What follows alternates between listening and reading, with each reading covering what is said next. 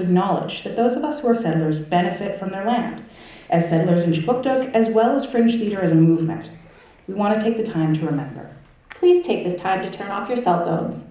We would like to thank some of our sponsors and community partners: Canadian Heritage, the City of Halifax, Good Robot, Rosie Porter, Royal LePage Atlantic, The Coast, Ticket Halifax, Halifax Noise, and Neptune Theatre. Because 100% of the box office goes directly to the artists, the Fringe Festival is only possible through generous donations from Fringe lovers. Consider leaving a tip with the box office.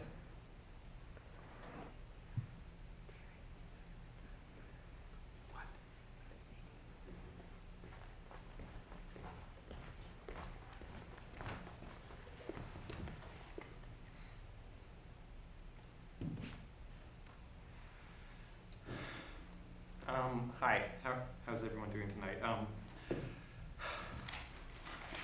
I just wanted to start off with a couple of things before I get into the show, because I tried to say them at the end of the last show and it was really awkward. So we're going to lead with, I do have some more base commercial motives in this performance, and I will be selling books after the show if anyone's interested. I wanted to get that out there now so you can just leave quickly and not linger when I make eye contact later.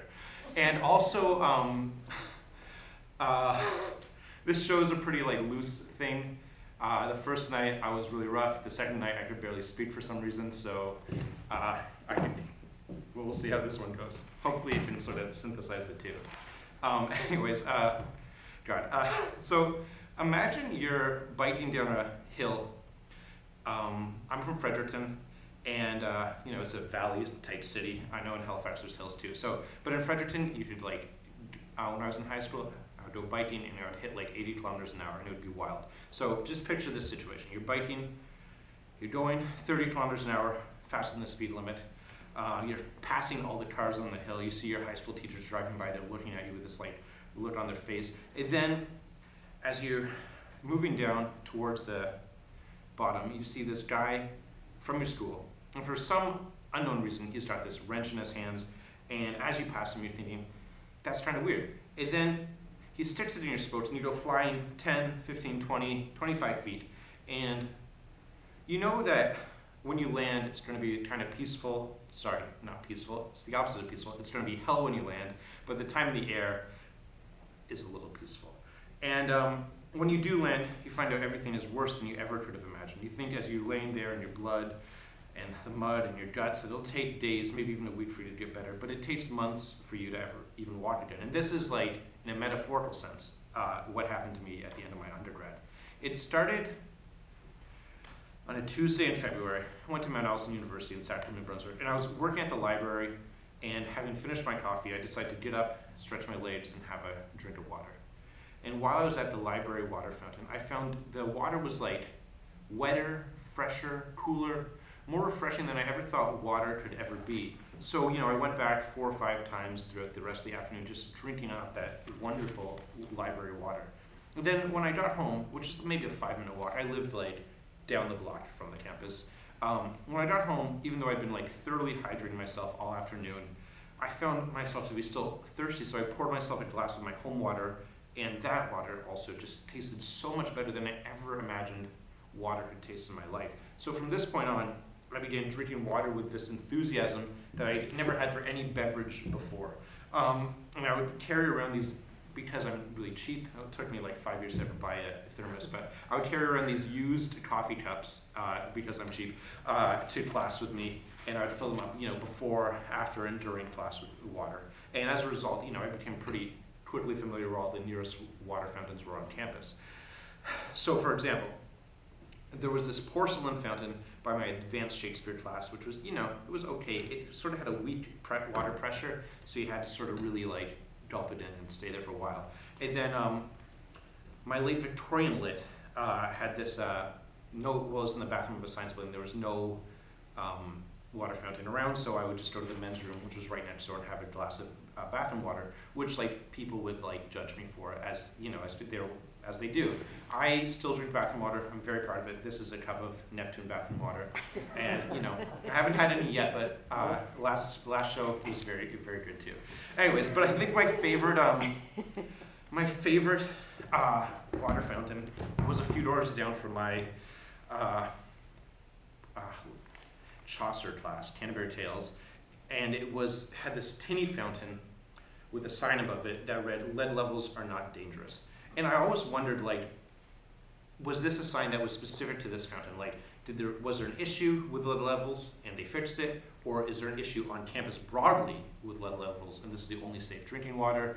Or is there some combination? And, it always concerned me. I took comfort in knowing that fountain was at least safe.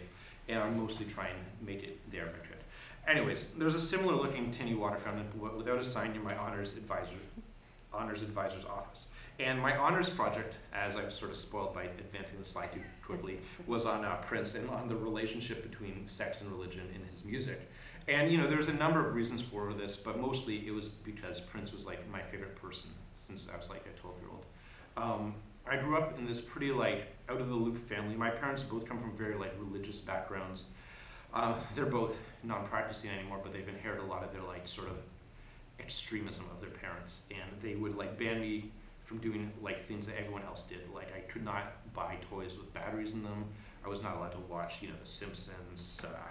I couldn't engage with contemporary music. So like when my friends were listening to like Green Day or Red Hot Chili Peppers or the Arcade Fire, I was stuck listening to, totally out of the loop music like Prince. One of the things I was allowed to do, by the way, was to build model airplanes. My dad's childhood friend owned this like hobby shop in downtown Fredericton, so he'd sell us these kits at half price. And so when I would get home from school, I'd just head down to the basement and build bombers.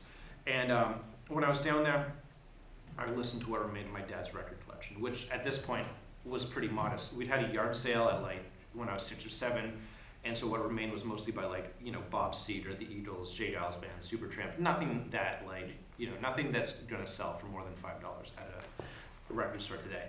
But there was a few like sort of hidden gems in there, and one of them was 1999. And most of the time when I was downstairs building airplanes, it was all I listened to, and it wasn't even like 1999. I listened to side 1 of 1999 like 100 times before I ever heard side 2. It just like play that side, take the needle off, do it over again and over again and over again. And the weird thing is, 1999 and all the records I grew up loving had been given to my dad by a total stranger on the street one day in downtown Fredericton. So like, the Central World, Speaking in Tongues, London Calling, they just sat there unlistened to until I found them. And it's, been one of the guiding themes of my music tastes over all this time. Anyways, my parents were like pretty much fine with my love of Prince. They could only hear him from the basement, so it was just sort of a rumble. It didn't bother them too much unless I, turned it up too loud. But then one day I made the mistake of taking out a bunch of Prince CDs from the Fredericton Public Library and playing Darling Nikki in the car as my dad was driving. And this just like, he lost it. He turned the car around, he drove straight back to the library, returned them, and wrote this really aggressive all-caps letter to the Fredericton paper, the Daily Gleaner, about how the library was letting children take out obscene, borderline pornographic material, and filed a formal complaint. And the Gleaner, they loved this story. It was like, super contentious. It's like when you're on a Facebook group and someone posts about someone who's badly parked, and everyone in the community just hones in on that person and tears them to shreds. Well, sorry, this was happening in Sackville today. Heated debate. Anyways, this is what happened with my dad's letter. They wrote this article about porn in the libraries, and they, is this inappropriate for children, et cetera, and they even interviewed me. And this was like one of the highlights of my childhood. And this was this moment where I like felt like, I couldn't just be a fan of Prince, that my fandom was under attack. So I had to be like this defender. Like he was this messianic figure that, guided me through life. And so as a result, when I got to undergrad, I just was like bringing up Prince in every single class I took. If we were talking about the Republic, Northanger Abbey, the Canterbury Tales, there was always a way to relate to Prince. And I think if you're like doing like medieval lit or Shakespeare or Chaucer, it's like there's a lot of like pious religious stuff, and then there's a lot of body humor. That's exactly like Prince's output. It's perfect, a perfect parallel there. And I think my thesis advisor in particular got like really, really sick of me. I would just like rant at her for an hour or two a week in our one-on-one meetings about like just these obscure details that meant so much to me back then. And I think one of the reasons I got so deep into the minutiae is I had found out all these like, Prince fan forums and subreddits, and I would post my like theories that I was working on in my thesis. and people would just give me the most insightful feedback I'd ever received, better than anything I got at school. Which is not to slander university. University's great, but sometimes they can't meet you on the Prince front in the way you expect.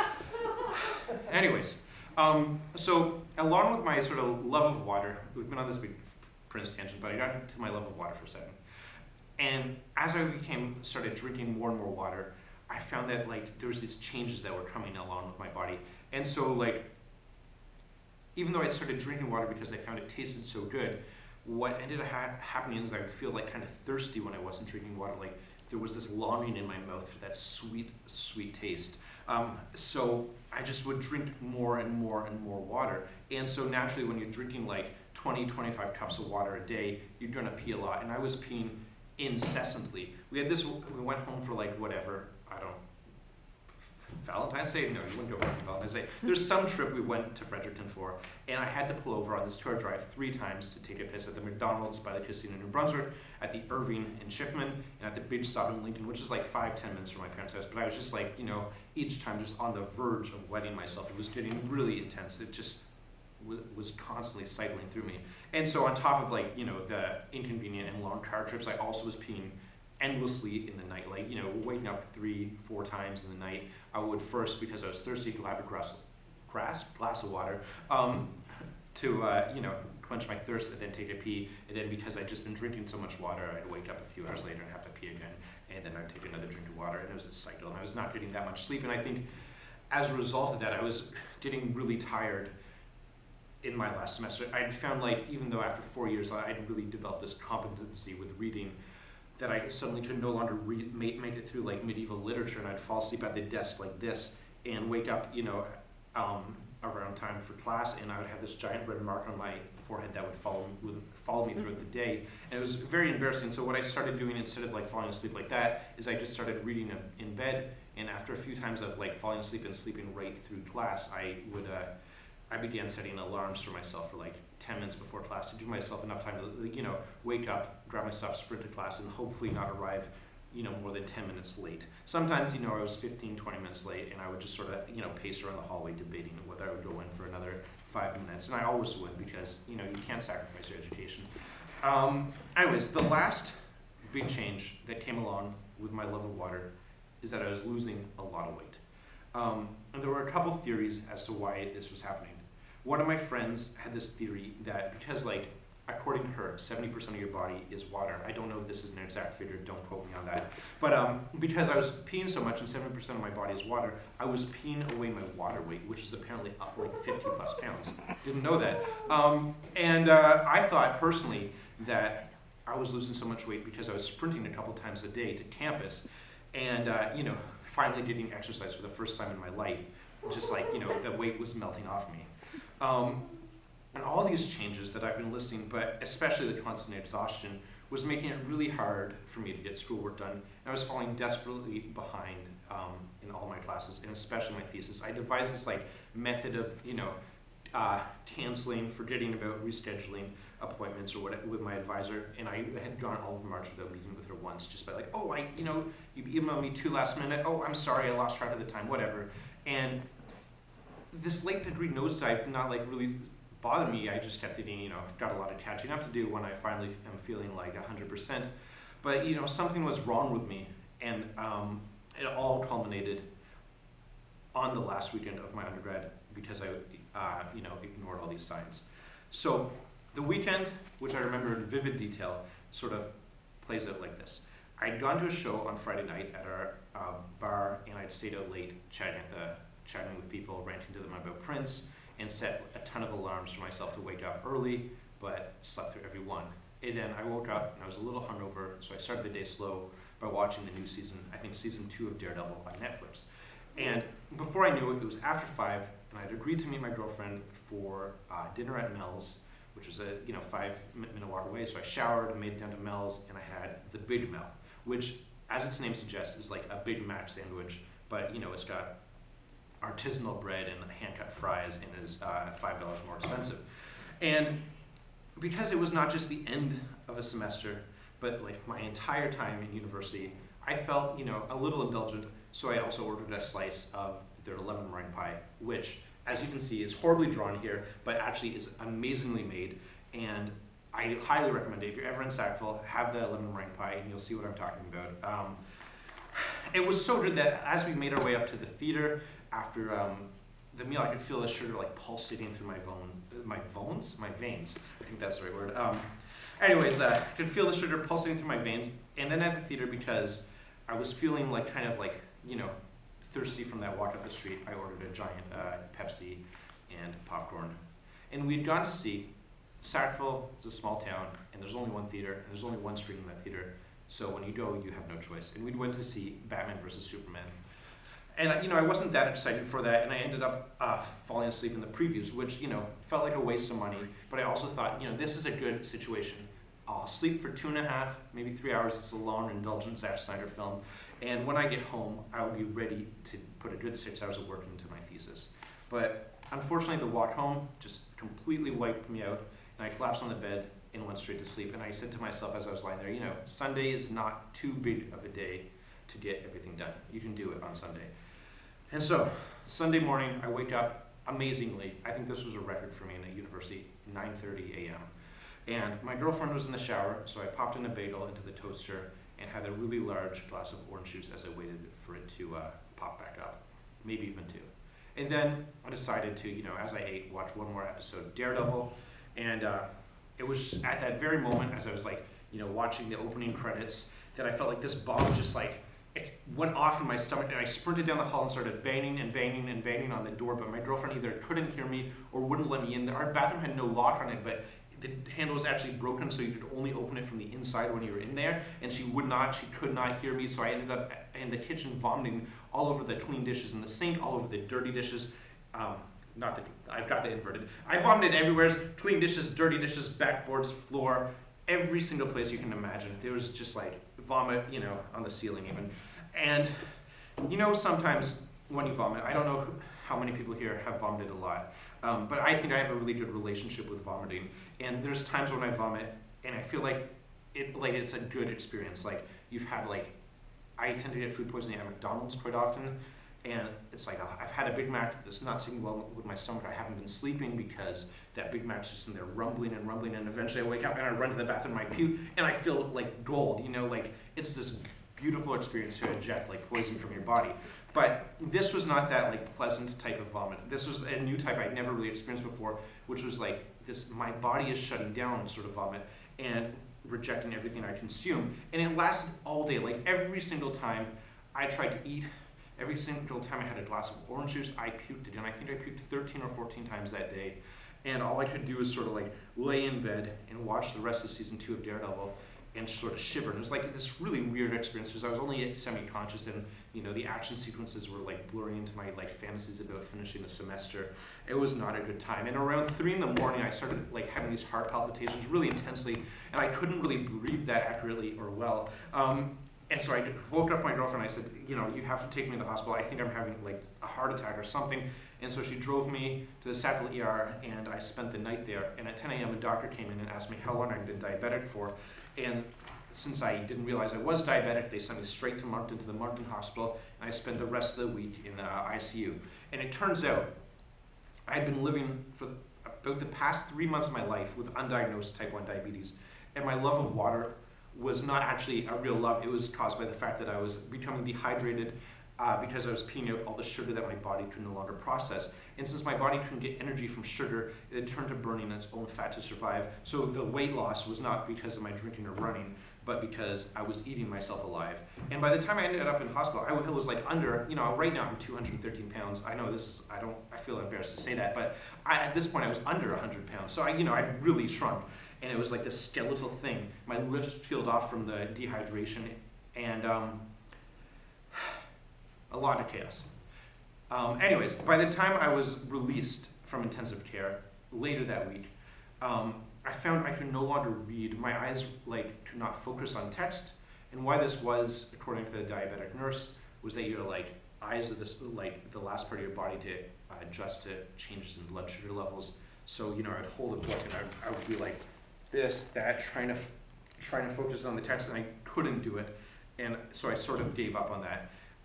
And the thing was, being diabetic felt so easy in the hospital. You know, I had nurses, a dietitian, an endocrinologist who were like seeing me day and night, talking me through all the things I'd have to do when I'd be out when I got out.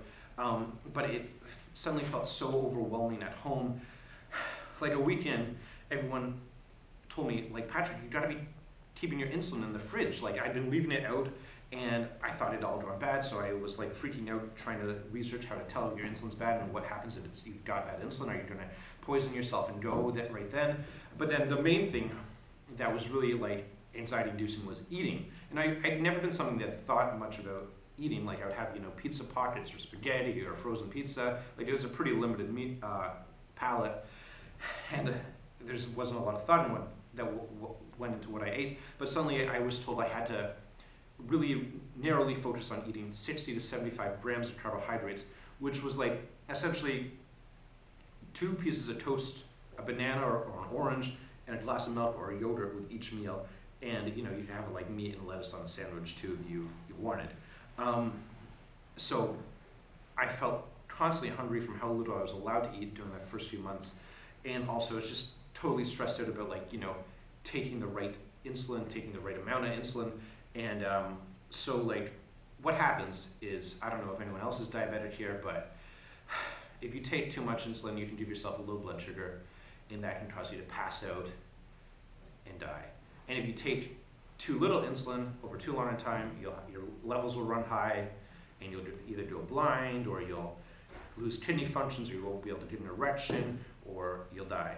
And it was very stressful, and I could not like figure out, you know, how long is too long for your blood sugar to be high, or like what's the time period between getting low blood sugar and dying. And this freaked me out endlessly. I didn't know any diabetics at this point. I would just like, you know, would watch these like YouTube videos of Australians talking about like drinking too much and passing out and waking up in the hospital, because diabetics also can't drink that much. Anyways, so I was constantly worried, constantly on edge, and all I could really do is like lay in bed and watch Netflix. And you know, I watched all of Daredevil, I watched all of the Luke Cage show, all of Jessica Jones in those weeks after I got out of hospital. And I just kept thinking during that time of like, you know, 100 years earlier, I would have been dead. And I should be really grateful to be alive, but it didn't, like, I couldn't feel grateful at this point. And that line from 1999, you know, we could all die any day, would just like sort of go on loop in my head as I laid there watching endless Netflix. And, you know, my professors were pretty understanding about my health crisis. They told me, you know, take as long as you need, there's no pressure. But the registrar's office was not understanding. They would email me and they say, you know, spring graduation is the second week of May. If your marks are not in yesterday, you will not be graduating. And I just like, it stressed me out too much. So eventually, as the graduation was approaching, I just gave up. And I thought, you know, as much as I'd like to finish my undergrad, I have to figure out how to survive right now. And so I was out. And now, despite my discharge, I would drive back to the Moncton Hospital like once every week or two for the first 6 months of being a diabetic to, you know, meet with my endocrinologist, meet with a dietitian, meet with a diabetic nurse. And at these meetings, what would happen is like they'd weigh me. I was putting on like 20, 25 pounds a week at this point, which was really annoying because after I got out of the hospital and none of my clothes fit anymore, I went and like bought a whole new wardrobe, diabetic pad wardrobe, to like start this new life. And I outgrew it so quickly, and now I've just got these like skinny pants for some unknown reason in my drawer still. Anyways, after the weighing, they'd look at my blood sugar levels and ask me, why are they running so high? What's going on with you? Do you have any questions about eating? You know, do you want to know how much carbs is in a plate of spaghetti? How much is in a cup of rice? And, you know, I felt like these are things I could really easily Google, and I didn't want to waste their time. And really the questions that were pressing on my mind were like much more existential questions. So I just felt like the meetings were a bit of a waste, and the trips would only really gain purpose if afterwards I would go to the Moncton record store and find something by Prince or Kate Bush that I didn't own. And, you know, usually at Spin It, there was not much. Sometimes they'd have these like maxi singles. This is the single for America from Around the World in a Day for $8, which I always felt was too much to pay on one song. I mean, the America single, to be fair, is a 20-minute extended take, but still it's like, again, no, still 2 songs, $8, not worth it. Sometimes they'd have Around the World in a Day. which was the first Prince album I bought on vinyl because it's everywhere. It's a great album, but you know, you can only buy doubles so many times. But then one day I was in Spin It, and I found like the one Prince album I'd always wanted to own on vinyl, my favorite, Sign of the Times. And I was so, like, I was shaking when I pulled it out. I could not believe my eyes. This is like, we're talking about New Brunswick. There's not a lot of Prince circulating in the used bins. Mostly, again, it's J. Giles Band and Super Trim. And the thing, though, was this album was $40, not the regular like 15 to 20. And you know, this is a historical. I didn't make this clear at the start. This is a historical piece. It's set in 2016. Used records didn't go for the prices they go to today. And I was like $40. I'd never seen this before, and I was thinking, about how much insulin and test strips and needles and lancets and eating well was costing me. I just thought, Patrick, you're gonna have to start to learn the sacrifices. Now is the time to make them. So I put the record back. It took like all of my self-control to put that record back, and it felt like even the clerk at Spin It was tempting me. Purple Rain he had like put on seemed like moments before I walked into the store, so it just like, it was a sensory overload of like Prince. And I said no, and I put it back and I drove home, and I just kept thanking God for Frederick Banting, and thinking about like, you gotta be fiscally responsible from here on out. And this was just going through my head as I walked in the door, and my girlfriend said as she was making supper, "Hey, did you hear that Prince died today?" And I was like, what? I did not believe this. It felt too much like a coincidence. But then I checked Instagram, and suddenly like every person I knew was posting about how much Prince meant to them. All those people who I hated for listening to the Red Hot Chili Peppers and Green Day, suddenly they were big Prince fans.